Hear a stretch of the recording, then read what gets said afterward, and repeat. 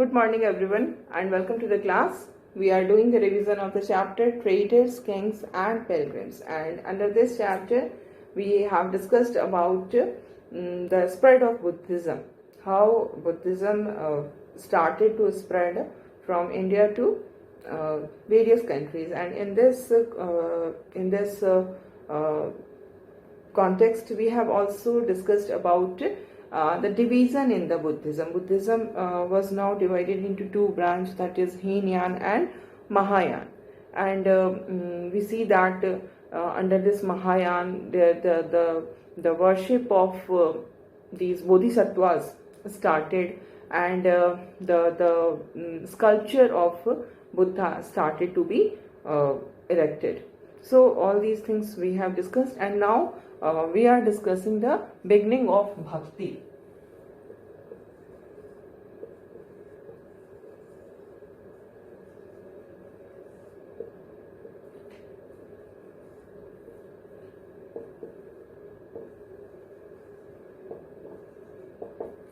Beginning of भक्ति जो है ये हिंदुइज्म के अंदर एक नई स्टार्टिंग होती है, और जिसमें हम देखते हैं कि सर्टेन डेटीज की जो है वो पूजा स्टार्ट हो जाती है हिंदुइज्म के अंदर, जो कि आज भी, जिसको हम इसी भक्ति को ही आज भी हम फॉलो कर रहे हैं। और जिन डेटीज की पूजा होती थी उनमें शिव, विष्णु और दुर्गा, ये तीन इम्पॉर्टेंट डेटीज थे जिनकी वर्शिप की जाती थी।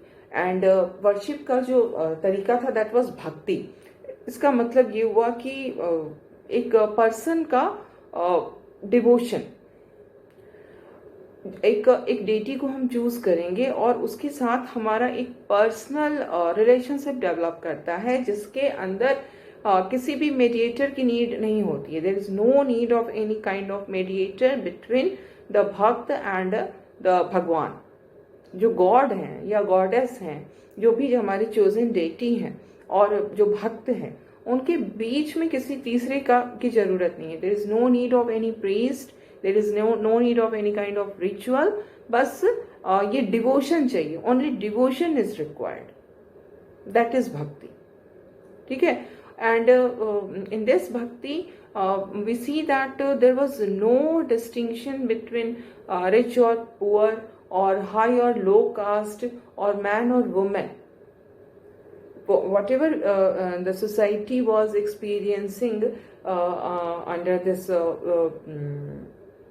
जो वैदिक पीरियड में हमने देखा कि किस तरह से जो शूद्रास हैं, जो वुमेन हैं, उनके साथ इल ट्रीटमेंट होता था, उस सब के ये अगेंस्ट है। भक्ति के अंदर सबसे जो मेन कॉन्सेप्ट है, जिस पर भक्ति का जो पूरा का पूरा आइडिया बेस्ड है, the concept is of equality.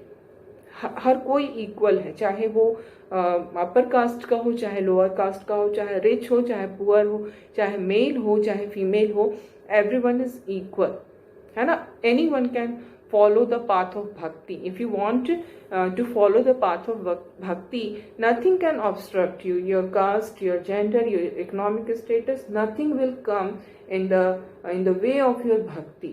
भक्त होने के लिए सिर्फ आपके दिल में डिवोशन होना चाहिए। Other than devotion nothing is required.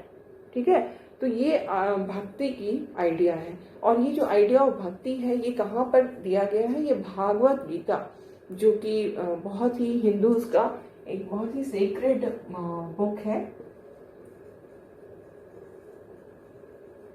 Bhagavat Gita, ठीक है, ये हिंदुओं का सेक्रेड बुक है। ठीक है। और इसमें हम देखते हैं कि बहुत सारी बातें बताई गई हैं। ये भागवत गीता जो है वो महाभारत का ही एक हिस्सा है, और इसमें क्या होता है कि जो कृष्ण भगवान है वो अर्जुन को, जो कि अर्जुन उनका फ्रेंड भी है और डिवोटी भी है, जो कि अर्जुन उनका भक्त भी है और फ्रेंड भी है, उसको जो वो अर्जुन को जो वो टीचिंग्स देते हैं, दैट इज उसी का पूरा जो वर्णन हम श्रीमद् भागवत गीता में देखते हैं, है ना।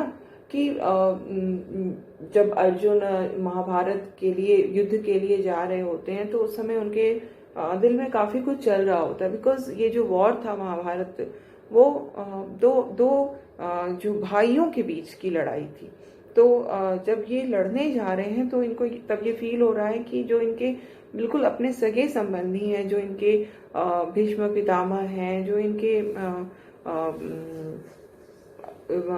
चाचा हैं, बड़े पिताजी हैं, everyone will be there in front of Arjun, और उनपे इनको उनसे लड़ना होगा। तो वो काफी डायलेमा में चले जाते हैं कि कैसे मैं उनसे लड़ाई करूंगा। तो उस समय जो है वो उनको काफी कुछ ज्ञान देते हैं कृष्ण, और यही सब चीजें जो है उसमें दिया गया है। ठीक है, तो ये हम देखते हैं कि जो भक्ति का जो कॉन्सेप्ट है, जो आइडिया है, वो भागवत गीता से आया है, जो कि महाभारत का एक पार्ट है। ठीक है, अब भक्ति पे का मतलब सिर्फ यही होता है कि डिवोशन होना चाहिए, और इसमें गॉड या गॉडेस की इंडिविजुअल वर्शिप होती है, किसी मेडिएटर की जरूरत नहीं होती है, किसी तरह का इलाबोरेट रिचुअल या सैक्रिफाइस कुछ भी नहीं होता है। ठीक है, तो ये it is based on devotion and individual worship. ठीक है, डिवोशन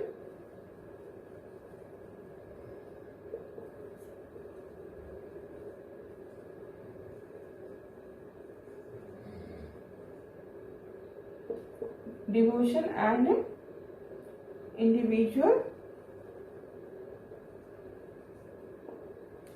worship।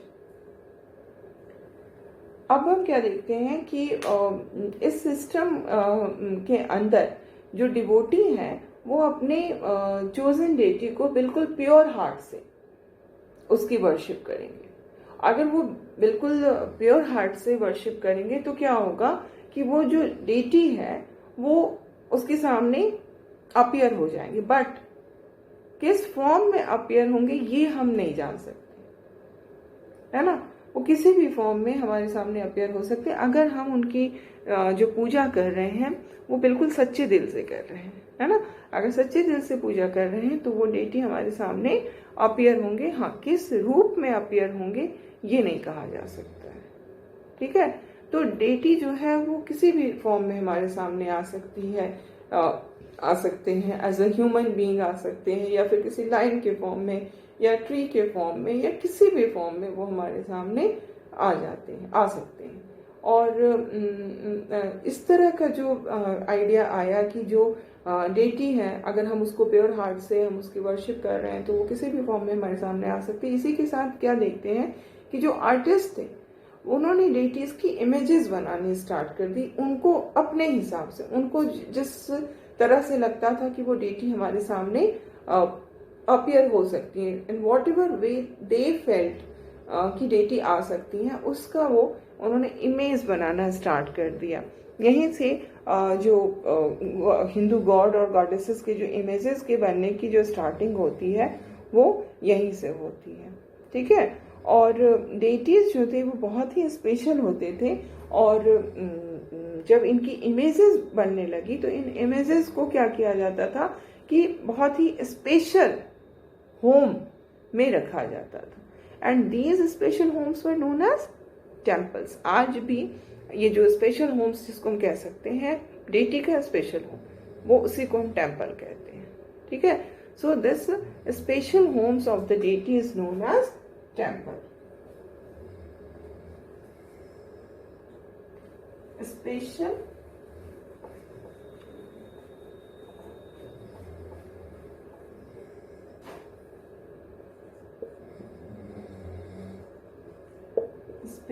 Home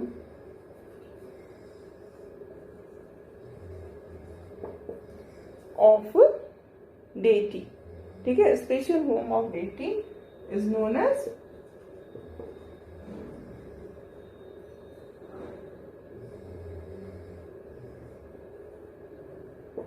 temples. ठीक है, और इसके बारे में और भी जो टेम्पल्स के बारे में, डिफरेंट टेम्पल्स बने, कैसे बने, क्या उनकी स्पेशल फीचर्स थे, सबको हम लोग नेक्स्ट चैप्टर 12 में लास्ट चैप्टर में देखेंगे, ठीक है। और भक्ति के कारण क्या हुआ कि आर्ट के कई सारे फॉर्म्स जो हैं वो उसका काफ़ी ज़्यादा ग्रोथ होता है, जैसे स्कल्पचर है, पोइट्री है, आर्किटेक्चर है, क्योंकि स्कल्पचर भगवान की मूर्ति बनने लगी, है ना। फिर उस मूर्ति को मंदिर में रखना है, टेम्पल बनाना है, तो उसके लिए आर्किटेक्चर डेवलप हुआ। देन भगवान के प्रेज में, गॉड के प्रेज में बहुत सारी पोइट्रीज लिखी गई। तो इस तरह से जो आर्टिस्टिक एक्सप्रेशन था ना वो इस समय में बहुत ज़्यादा हो जाता है। और इसी समय हम देखते हैं कि एक पोएम जो है वो एक भक्त ने लिखा है। तो जितने भी भक्ति लिटरेचर में हम देखते हैं जो भी पोएम्स हैं, उनका जो थीम है वो यही है कि what is more important for being a भक्त इज प्योर हार्ट, है ना। हार्ट हमारा प्योर होना चाहिए। हमें इसकी नहीं ज़रूरत है कि हमें रिचनेस हो या फिर हाई स्टेटस हो, that is not required. What is required कि प्योर हार्ट से वर्शिप होनी चाहिए।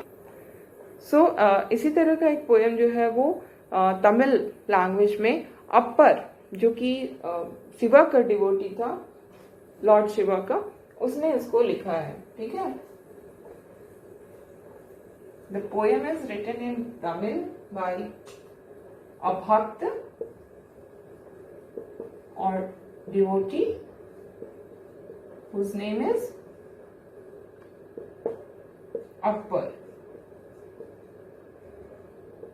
ओके, और ये जो अकबर हैं ये शिव के भक्त हैं, डिवोटी ऑफ शिवा।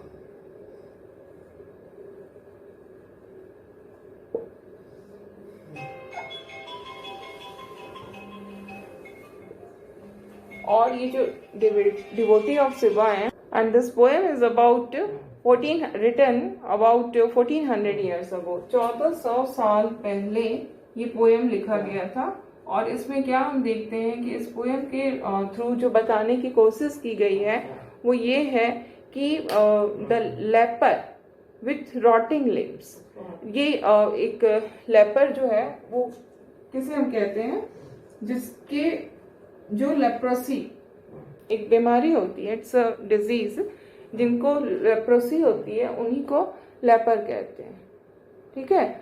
अब ये जो लेपर है, द पर्सन इज लेपर, उसको लेप्रोसी बीमारी हुई पड़ी है। और ये जो बीमारी होती है इसमें जो हमारे लिम्स होते हैं, यानी कि जो हमारे हाथ और पैर होते हैं, वो उनकी कंडीशन काफ़ी ख़राब हो जाती है।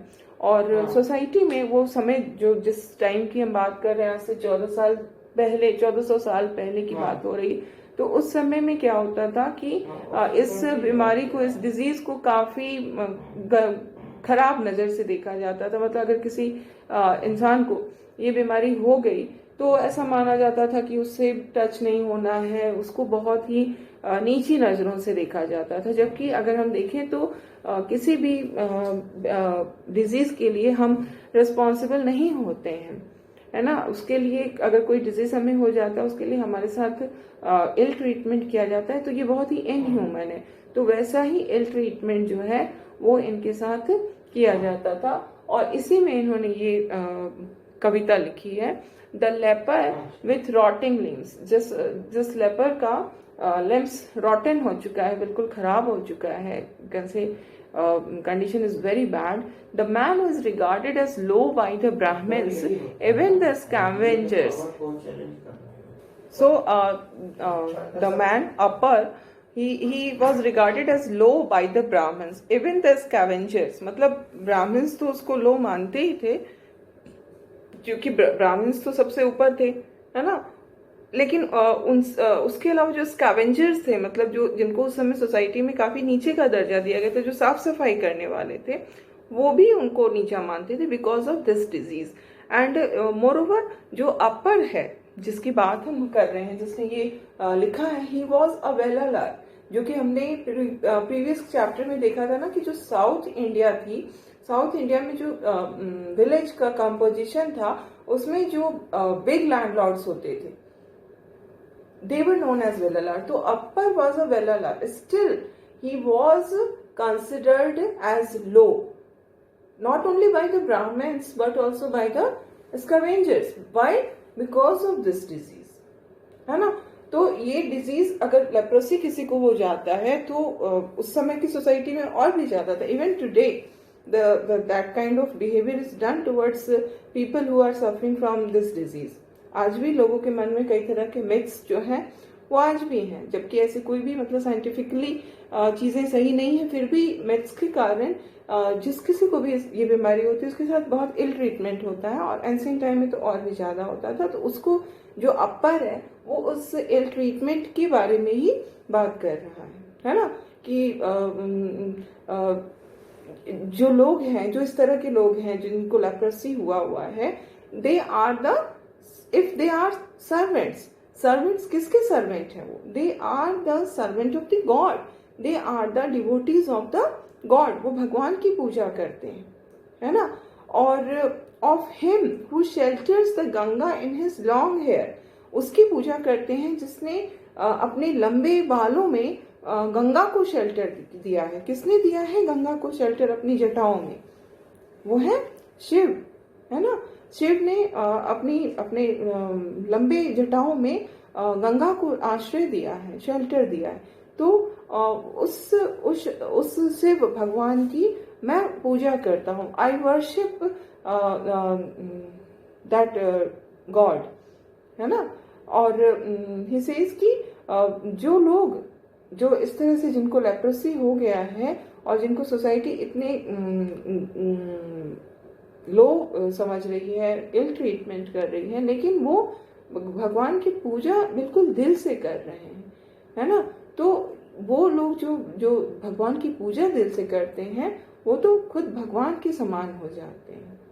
ठीक है. तो इसमें ये बताया जा रहा है कि आपका सोशल स्टेटस जो होता है, आपके जो रिचनेस होती है, दैट इज नॉट इम्पॉर्टेंट.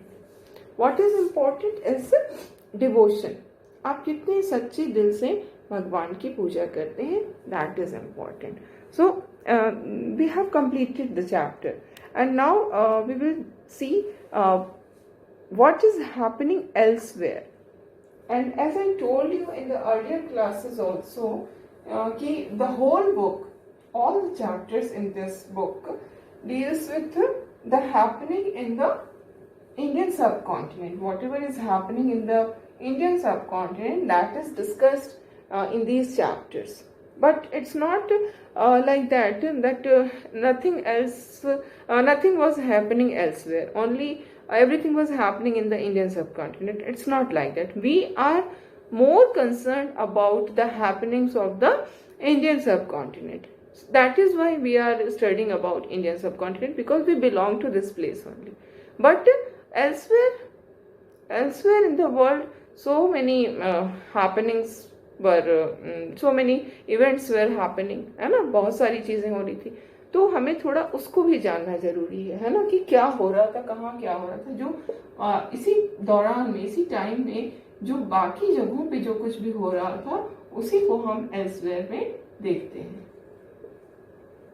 ठीक है. हर चैप्टर के एंड में आप देखेंगे कि एक कॉलम होता है एल्सवेयर का. So what happened that about 2000 years ago Christianity emerged in west Asia. Asia का जो वेस्टर्न पार्ट था, ठीक है, वहां पर क्रिश्चियनिटी की स्टार्टिंग होती है. और ये जो वेस्ट एशिया है जहां पर हम कह रहे हैं कि क्रिश्चियनिटी स्टार्ट हो रहा है, that was under the Roman empire, है ना. रोमन एम्पायर के बारे में हम पीछे कई बार से एल्सवेयर में हमने देखा कि रोमन एम्पायर की बात हो रही थी, है ना.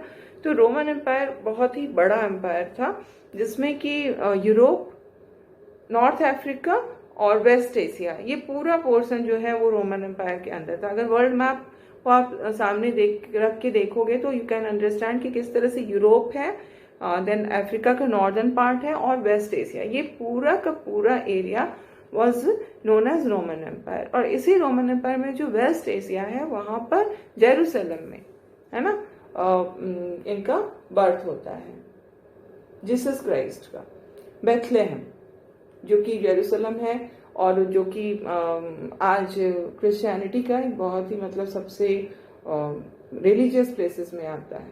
तो Jesus Christ was born in Bethlehem. अब हम लोग थोड़ा क्रिश्चियनिटी के बारे में पढ़ेंगे, क्योंकि एल्सवेयर में हम क्या देख रहे हैं कि रोमन एम्पायर के अंदर जो बेथलेहम है वहां पर क्या हुआ, वहां पर जीसस क्राइस्ट का बर्थ हुआ।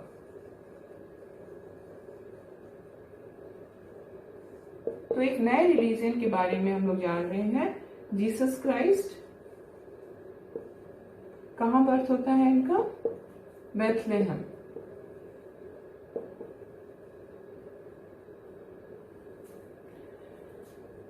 ठीक है। अब ये बेथलेहम जो है वो रोमन एम्पायर का ही एक हिस्सा था, बट ये था कहां पर? ये वेस्ट एशिया में है।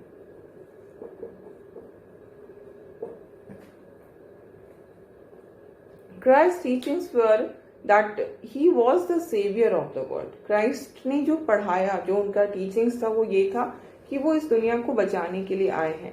He also taught people to treat others with love and trust others, just as they themselves wanted to be treated. हम जो चाहते हैं कि हमारे साथ जिस तरह का बिहेवियर हो, हमें दूसरों के साथ भी वैसा ही बिहेवियर करना चाहिए, तभी तो हम उस तरह के बिहेवियर को पाएंगे, है ना।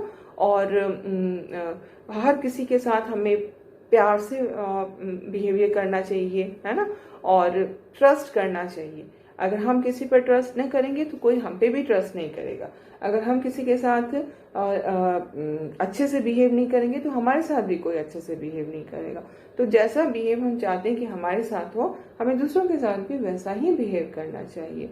और हम देखते हैं कि इनकी जो होली बुक है क्रिश्चियनिटी में, जो होली बुक है वो क्या है? उसका नाम है, यू ऑल नो, है ना, बाइबल।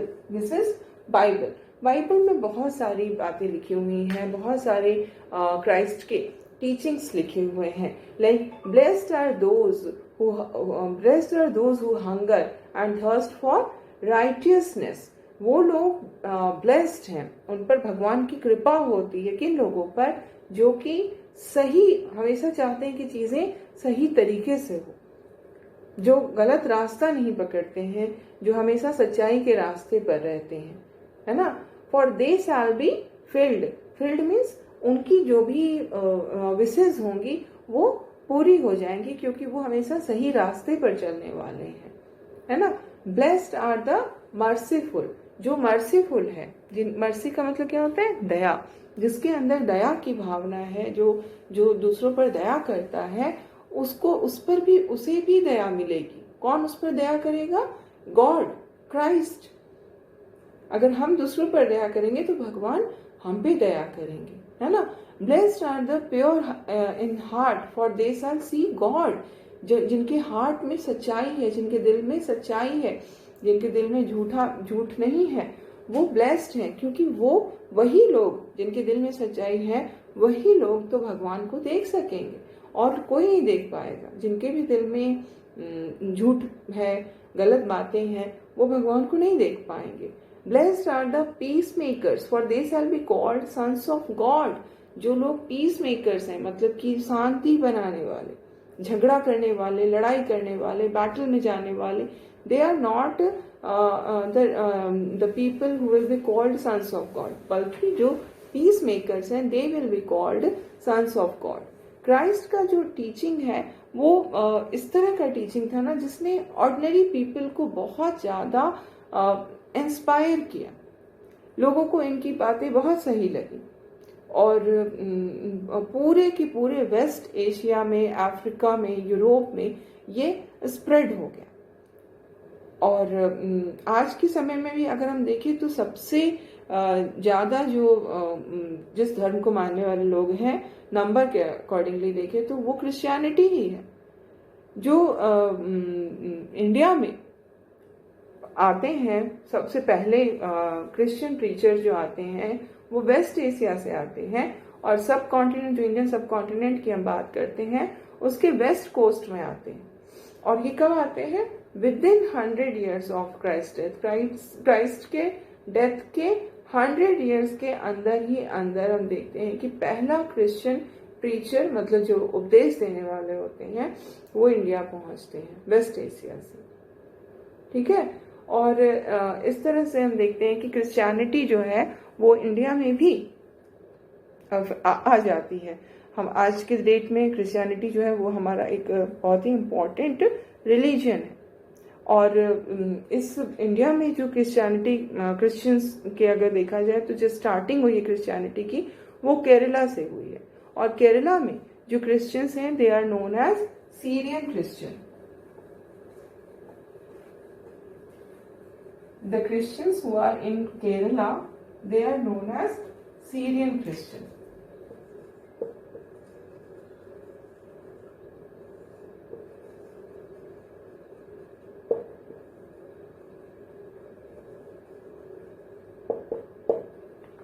ठीक है, इनको हम कहेंगे सीरियन क्रिश्चियन ये कहलाते हैं, क्योंकि जो ये आए हैं यहाँ पर जो क्रिश्चियंस आए हैं केरला में वो सीरिया एक प्लेस है, कंट्री है वेस्ट एशिया में, वहां से वो ओरिजिनली आए हुए लोग हैं और उन्हीं के नाम पे इसको हम सीरियन क्रिश्चियन कहते हैं। और ये जो सीरियन क्रिश्चियंस हैं they are among the oldest Christian community in the world.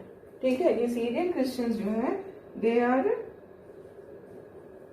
amongst the oldest Christian community in the world.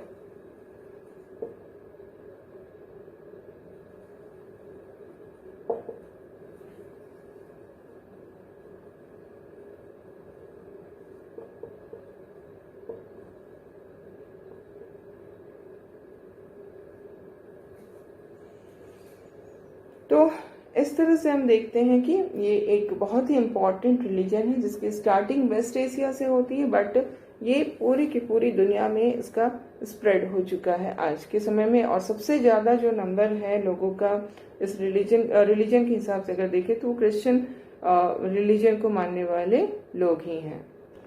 So we have completed the chapter, okay, and now we will do some question answers. The questions which are given at the end of the chapter, it is done through Snapwork. The answers are given to you, provided to you through Snapwork. So we don't do those questions. We will do some questions from within the chapter. And as I told you, there can be more than 100 questions from a single chapter. So it is not possible to do all the questions.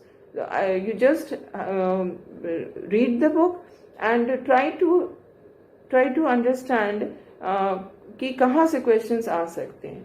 And in order to understand that, what is required that you must be provided some guideline, है ना, which is given by me only. तो हम इस तरह से जब चीज़ों को पढ़ते हैं तो पढ़ने के समय ये समझ में धीरे धीरे अभी तो सबको नहीं आता होगा, but gradually you will understand कि कहाँ से क्वेश्चन निकल सकता है ना, कौन सी चीज़ हमारे लिए बहुत इम्पोर्टेंट हो सकती है, ये जानना समझना बहुत ज़रूरी है. तो इसमें जैसे कि एक बहुत ही इम्पोर्टेंट ये लाइन थी ना कि that paper was particularly valued in the Roman Empire, so much so that it was known as black gold. So there can be a question like which spice is known as black gold? It's pepper. ठीक है, तो paper जो है वो black gold के नाम से जाना जाता है. Then there can be another question like एक जो लाइन है उसको मैं पढ़ के तब उससे क्वेश्चन बताऊंगी कि क्या क्वेश्चन बन सकता है.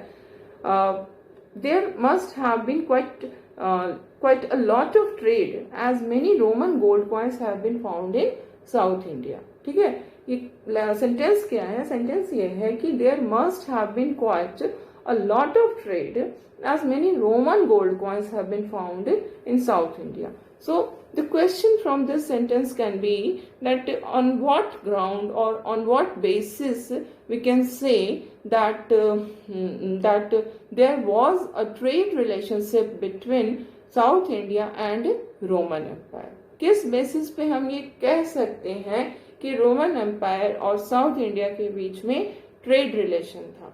We can say this, we can say that there was a trade relation between South India and Roman Empire because many Roman gold coins have been found in South India, है ना.